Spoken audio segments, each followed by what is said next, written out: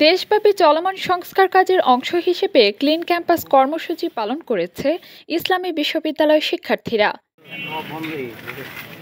এতে সাধারণ শিক্ষার্থীদের সঙ্গে বিশ্ববিদ্যালয়ের বিভিন্ন সামাজিক ও স্বেচ্ছাসেবী সংগঠনের সদস্যরাও অংশ নেয়। সোমবার বেলা 12টায় বিশ্ববিদ্যালয়ের শতাধিক শিক্ষার্থী বৈষম্য বিরোধী ছাত্র আন্দোলনের ব্যানারে প্রধান ফটকের সামনে জড়ো হয়। পরে শিক্ষার্থীদের মাঝে মাস্ক ও হ্যান্ড গ্লাভস বিতরণ শেষে পরিচ্ছন্নতার কাজ শুরু হয়।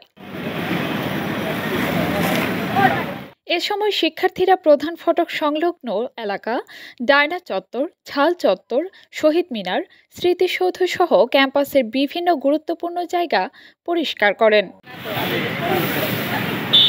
এ সময় ক্লিন ক্যাম্পাস কর্মসূচিতে অংশ নেওয়া শিক্ষার্থীরা বলেন, আমরা একটি সুন্দর পরিচ্ছন্ন বাংলাদেশের প্রত্যাশা করি, আর সেটা আমাদের হাত ধরেই গড়ে উঠবে বলে মনে করি। সারা বাংলাদেশে এখন বিভিন্ন স্থানে পরিষ্কার পরিচ্ছন্নতা কর্মসূচি অভিযান চলছে বা বিভিন্ন রকম রাষ্ট্রের বিভিন্ন রকম নতুন পরিবেশ ফিরিয়ে আনার চেষ্টা চলছে। সেই ধারাবাহিকতা আমাদের ইসলামিক ইউনিভার্সিটিতে সাধারণ শিক্ষার্থীবৃন্দ তারা আজকে পরিষ্কার পরিচ্ছন্নতা অভিযান পরিচালনা করছে।